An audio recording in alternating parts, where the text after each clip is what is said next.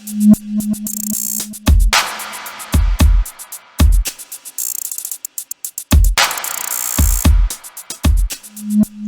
everyone, this is a continuation of the 7.2 worksheet. So before we get into the next problem, I wanted to do just a quick recap of some things that we're going to be building to.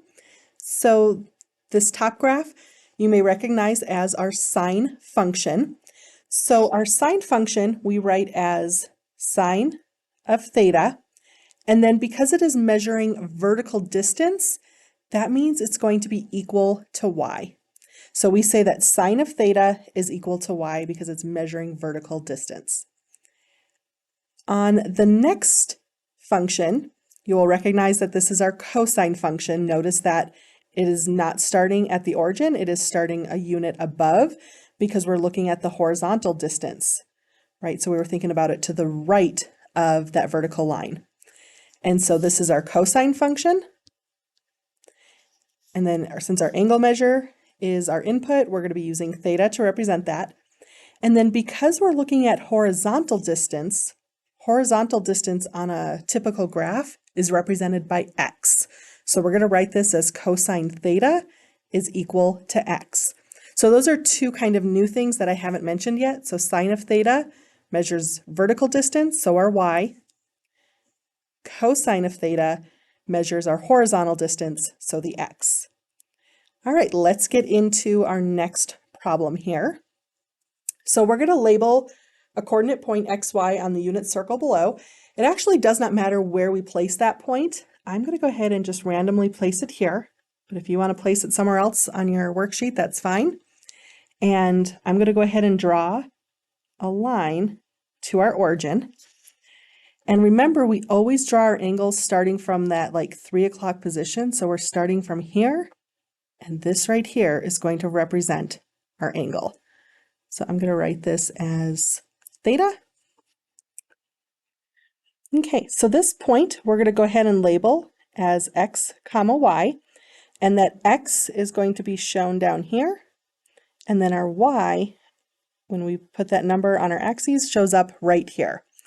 And so what I'm going to do is just draw, let's see, I'll do it in different colors. So I'm going to draw the black line here. So this black line right here represents the vertical distance. So I'm going to go ahead and write that in. And remember, the vertical distance is our y value. And then from the origin to our x, this one right here represents our horizontal distance.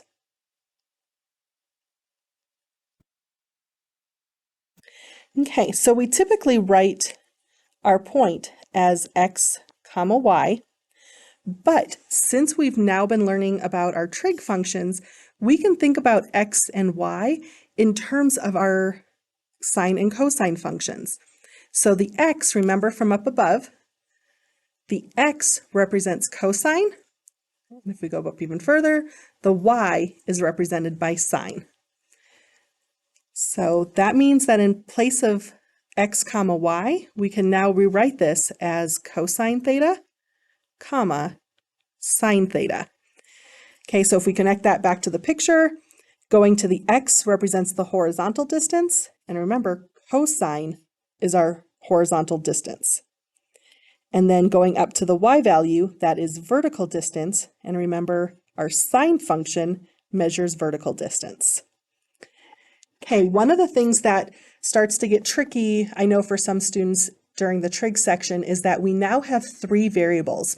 When you think about like a calculus or an algebra class, we only have the x and the y point on a coordinate plane. But now we have 3 variables. We have x, y, and now we have this angle measure. So I kind of like to help students wrap their head around things, is I want to think about it as graphs, and then I also want to think about it as points that can exist. So the graph is on our coordinate plane, which in this case we have our unit circle. So if we're on just our coordinate plane, the point would be x comma y. So that's like your traditional graphs that you grew up learning in algebra. But we now also have the sine function, and we have our cosine function. So the sine function, the input is going to be theta, comma, and then our vertical distance, which we state as y. And then the cosine, if we go back to that graph, the cosine, notice that the input is theta, the output is x. The output is that horizontal distance. So that gives us this point right here, theta, comma, x. And so I do understand that this can become confusing. There is a later worksheet where we will really dive into this, but I kind of wanted to just put this little nugget of information into your brain here so that you can see that we have three variables, and this represents some of the combinations of those three variables. All right, so on question number 4, we want to look at what if our circle has a radius of r? So you will notice on this circle from the previous problem, we've got the point 1, 0. That means that we are on the unit circle because the radius is 1. But what if we made this bigger? How would we find that coordinate point? So just like we listed above, we have x, y, which was our cosine theta, sine of theta. But that is with the unit circle. Let's make a note of that. So with unit circle, where the radius is equal to 1. But if we're making our radius bigger, that means we just take whatever that distance is and multiply it by r. So that means this is going to become r cosine theta, comma, r sine theta. We are just scaling that circle. So if we have a radius of 6, that means we take whatever those x and y values are and multiply them by 6. So let's go ahead and put that into application problem. So on number 5, we're going to find the coordinates of a point at negative 30 degrees on a circle with a radius of 3.75. So notice that here we have a negative, which means we are going to go in a clockwise direction. We've been looking at the trig wheel, we've always been going in a counterclockwise. So here we're going to go clockwise. And 30 degrees is going to be roughly about there. So that's 30 degrees here and in a clockwise direction, so negative 30. So the question is really asking, what is the xy value of this particular point? Okay, so we've got our function right here from the previous problem. Let me rewrite that. So we've got r cosine theta, that gives us our x value. R sine of theta gives us our y value. Our radius is 3.75 cosine, and then we're going to type in our negative 30, and then comma, the radius is again 3.75 sine of negative 30 degrees. And then we're going to be able to use our calculator and plug that in so that way we can see what the x and y values are for this particular problem. Okay, so in the calculators, you are going to type 3.75 and then hit your cosine button and then type in the negative. Make sure you are using negative and not subtraction. 30. And then here you're going to hit enter and you should get an answer of 3.25. And then now we're going to do the same thing again. Go to your calculator, type in 3.75. Now hit the sine button, which is going to give us our vertical distance. Negative sign, 30, and then hit enter, and you should get negative 1.875. Okay, so that means that this is the point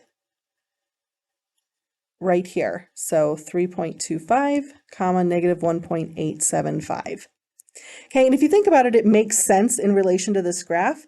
If our radius is 3.75, the x value is going to be 3.25, right? So it's fairly close to the edge of that circle.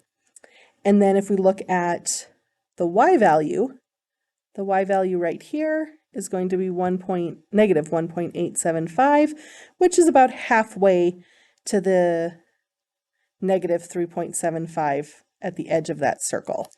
Okay, so that those two values make sense based on where our point is located in our circle.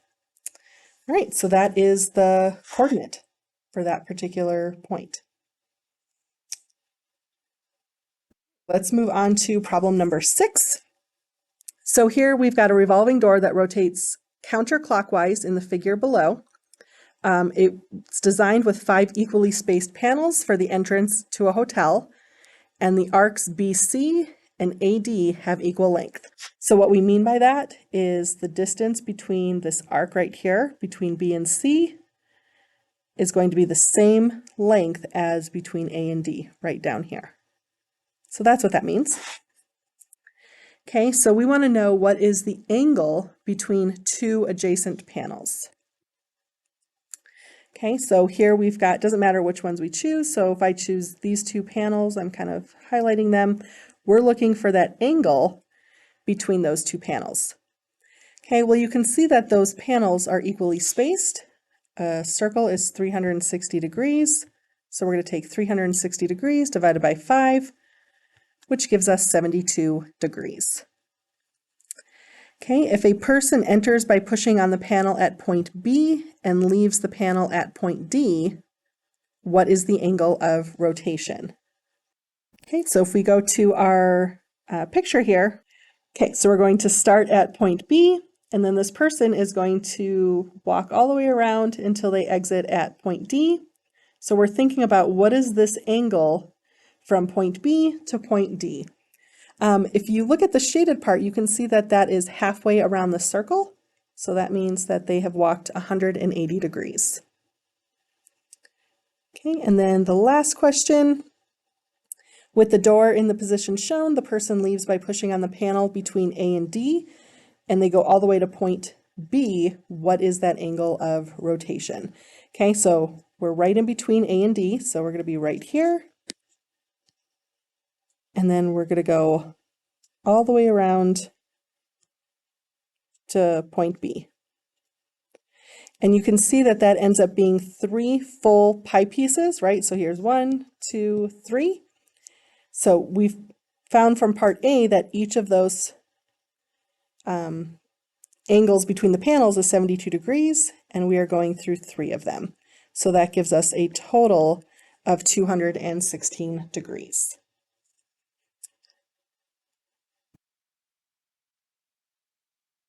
All right, number 7. This question right here is actually building to a much bigger picture that we will get to in a later worksheet. I teach it a little bit early just so that way you guys have some time to wrap your head around it and do some practice problems before we get to that later worksheet. So this worksheet, this problem 7 is really going to be important when we get to worksheet 7.8. Okay, so we're going to be looking at symmetry and reference angles in this problem. So the first part, part A, identify the 4 angles in the different quadrants that have a reference angle 25 degrees. Okay, so let's first draw our 25 degrees. So that's going to be roughly about here.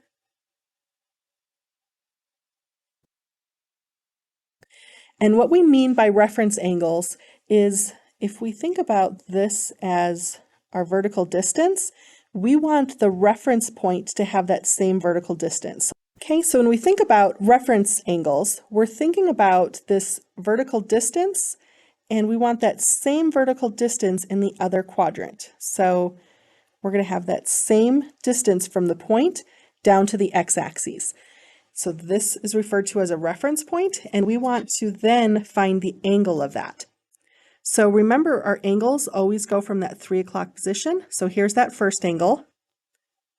I'm going to draw a line right here to that point.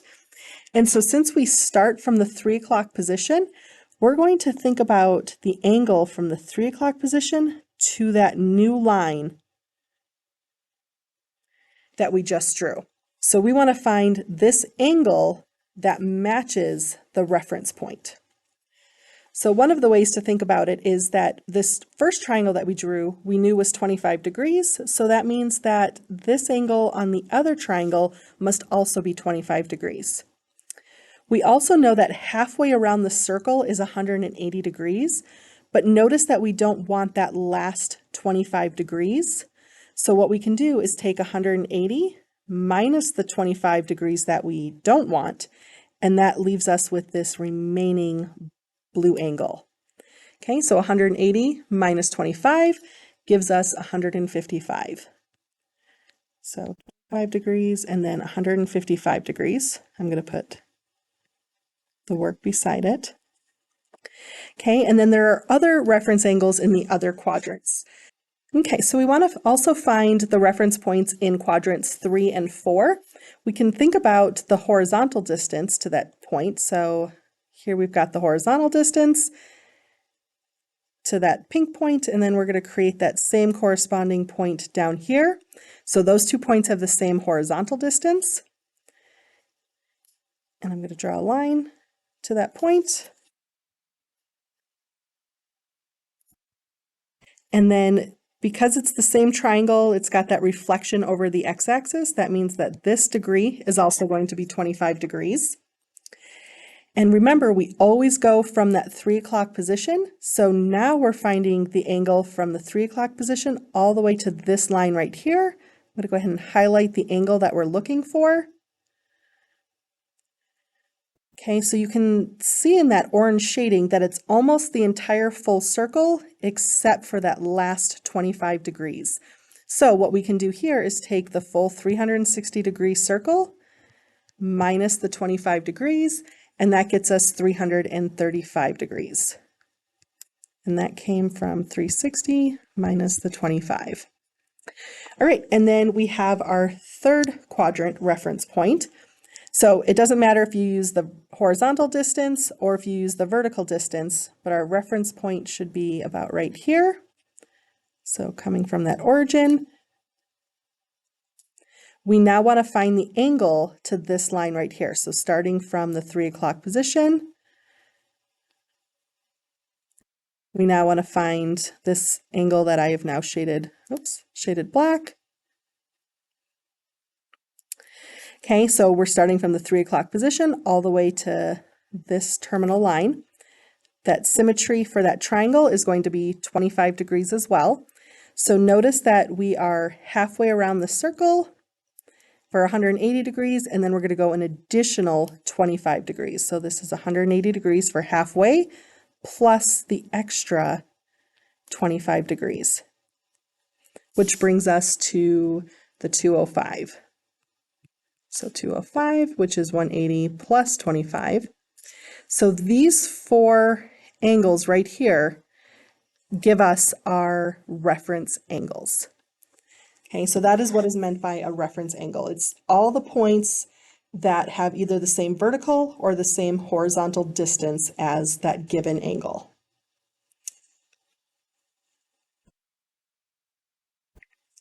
All right, so part B, we're going to dive into a little bit more specific of a problem.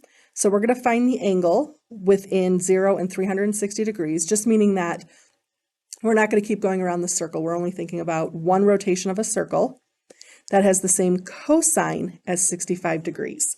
So remember, cosine is our horizontal distance. Okay, so we're going to come over here and we're first going to draw our 65 degrees. So it's about right there. And we want to find the reference angle. But because we're looking for one specifically that's associated with cosine, we're only going to be looking at the horizontal distance. So this right here is the horizontal distance to that point. So then we're only looking at this reference point in quadrant 4, because that's the only one that has the same horizontal distance. Now, just in case you were curious, if we go to this point in quadrant 2, that has a negative horizontal distance. So that is why we are not using that point right there. We're only using the point in quadrant 4. All right, so we want to find the reference angle to that line. So we start from the 3 o'clock position, we go all the way around, and we are looking for that shaded angle. Oops, let me go in there too. Starting from the 3 o'clock position. So because of symmetry, we know that this angle must also be 65 degrees. Okay, so notice that the black angle that I've highlighted, it's almost the entire full circle, except we don't want that last 65 degrees. So that would be 360 minus 65 degrees, which gives us 295 degrees. So there's only one solution with this one because they specifically gave us the cosine. All right, let's go ahead and do one more together. So again, we're going to find the angle for one circle that has the same sine as 65 degrees. So sine is our vertical distance. Okay, so we're going to go back to our point of 65 degrees. So this is 65. And we want it to have the same, I'm going to change colors, we want it to have the same vertical distance. So here we have this positive vertical distance. That same positive vertical distance is going to exist over here. Okay, if we went into quadrants 3 or 4, that would be a negative vertical distance. So that would be a different one. So that's why we want quadrant 2. And let's draw our line from the point to our origin. And so now we are looking for the angle from the 3 o'clock position to that line right there. Okay, and so with symmetry, we know that this triangle is going to be 65 degrees. And so this pink angle that I've highlighted, that is, if we think about going halfway around the circle, that would be 180 degrees, and we don't want that last little bit of 65. So we're going to do 180 minus 65, which gives us 115 degrees. Okay, what I want you to do is try the last 3 parts on your own. So on part D, you're going to find all 4 of the reference angles, and then E and F, you're doing just the cosine and just the sine. So you'll only have one solution for each of those. Okay, go ahead and pause the video.